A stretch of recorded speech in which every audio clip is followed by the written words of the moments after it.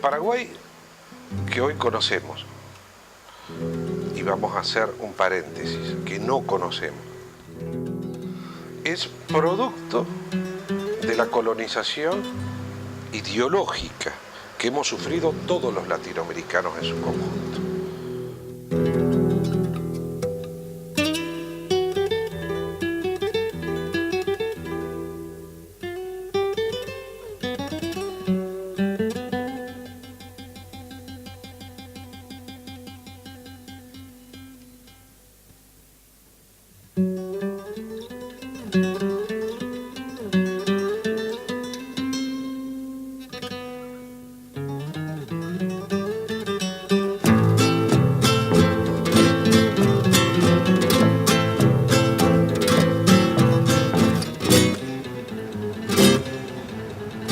Paraguay tiene 6.300.000 habitantes, 400.000 kilómetros cuadrados, con una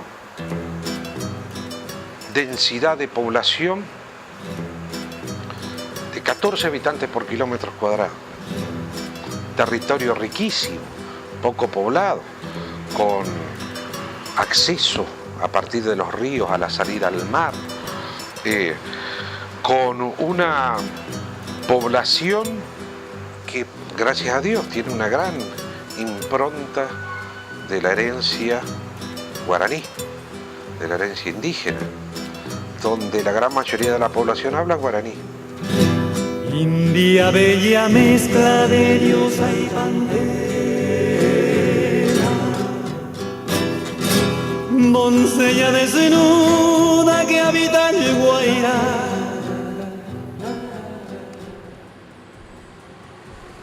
Los comuneros del Paraguay, años antes de la independencia, ya se habían sublevado.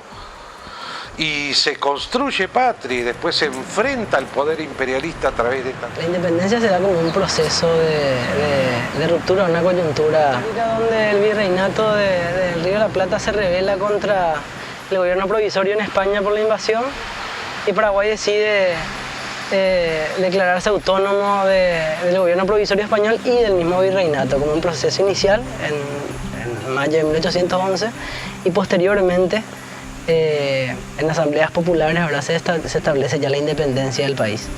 Es un proceso peculiar porque tiene mucho apoyo popular, principalmente de pequeños propietarios de tierra. La parte de Francia lleva adelante todo un proceso expropiatorio de la oligarquía asunceña y genera un proceso de nacionalización de la tierra, donde los campesinos tenían sus propias parcelas y trabajaban colectivamente en las estancias patrias que garantizaban el alimento de la población paraguaya. Este personaje tenía una posición bastante revolucionaria en su momento, cerrado por sus fronteras, y él inmediatamente también genera un cierre desde dentro, es decir, no nos dejan salir, tampoco dejamos entrar. Algunos historiadores lo ven como un jacobino radical. Luego de más de 2 décadas de gobierno, Francia logra dejar un Paraguay con cierta solidez productiva y principalmente con independencia política.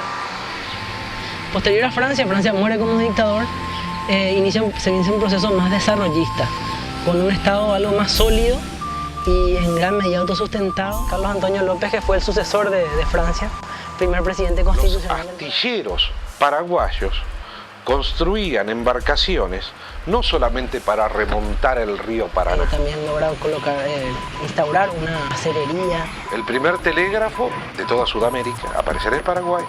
El primer ferrocarril de la región, o por lo menos uno de los primeros, hace toda una polémica. Tenemos que aclarar en esta historia que no se conoce que Paraguay, territorio paraguayo, el pueblo paraguayo fue la principal potencia de Sudamérica de mitad del siglo XIX. Ese modelo endógeno que se impone en el Paraguay revolucionario fue tal que el imperialismo no lo perdonó. A la muerte de Carlos Antonio López asume su hijo y ya con Francisco Solano comienzan a darse las primeras escaramuzas diplomáticas y demás que desencadenaron la guerra del 70, ¿verdad? Francisco Solano va a plantear una intervención en este conflicto. Se la plantea primero Argentina. Argentina se manifiesta neutral en todo esto. queda consolidada el tratado secreto de la Triple Alianza, que existía de antemano, y bueno, comienza la devastadora guerra de la Triple Alianza, que fue una de las más grandes que sufrió el continente. De la guerra de la Triple Alianza. Es una alianza entre las oligarquías argentina, uruguaya y brasileña, títeres del imperialismo inglés, que era quien impulsó realmente la guerra y quien la financió. Algunos llaman el genocidio americano por la cantidad de personas que murieron. Paraguay quedó diezmado completamente. Se cree que casi el 80% de la población murió. Campamento, campamento,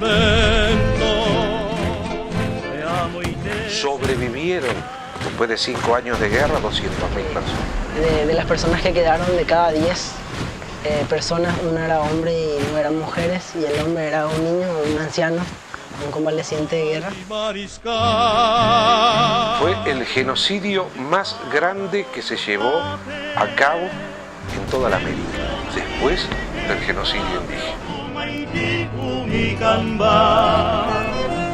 Lo único que quedaban para pelear eran los niños. Hasta su hijo, Panchito, de 15 años, muere defendiendo a sus hermanitos. ¿No? Lo matan las tropas brasileñas. Se ponían barbas postizas para parecer que eran adultos, ¿no? Y que mueren quemados en una tremenda batalla donde el mariscal Eú los cerca y los incendia.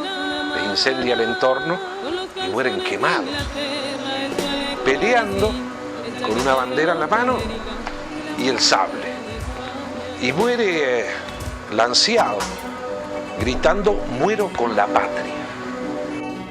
Pocos años después se fundan los dos partidos, el Partido Colorado y el Partido Liberal, que tienen ya ahora más de 100 años. Los dos ejércitos continúan teniendo influencia política, más allá de que posteriormente abandonan el país. El Partido Colorado fue impulsado por intereses brasileños y el Liberal por intereses argentinos. Podríamos decir que el primer periodo, desde la consolidación de los partidos hasta 1904, comenzado el siglo XX, es gobernado por el Partido Colorado. En 1904, por medio de un golpe de Estado, toma el gobierno del Partido Liberal. Entre un partido y otro en Paraguay no hubo transiciones democráticas o pacíficas. Siempre fueron por golpe de Estado o guerras civiles. El Partido Liberal históricamente respondió a los intereses de la oligarquía porteña, en cuanto que el Partido Colorado estuvo vinculado siempre a los intereses de la oligarquía paulista, la oligarquía vinculada al Brasil actual.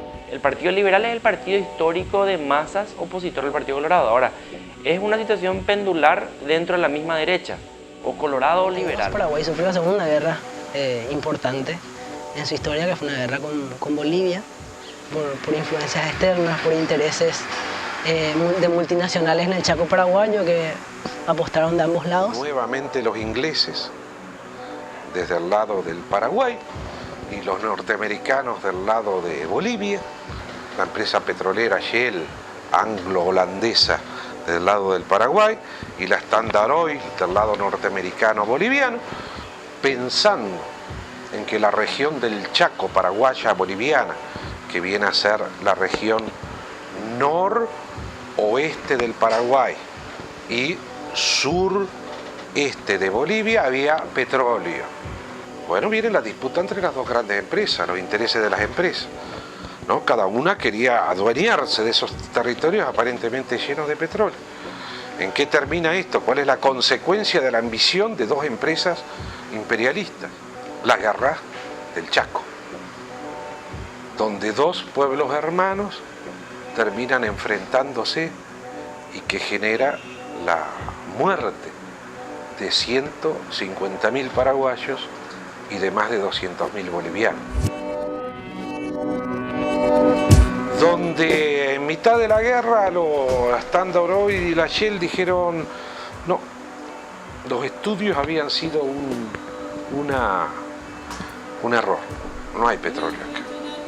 Bueno, nos confundimos, ya no tiene sentido esta disputa, pero en los campos de batalla habían quedado casi 400.000 muertos. Éramos una máscara, con los calzones de Inglaterra, el chaleco parisín, el chaquetón de Norteamérica y la montera de España.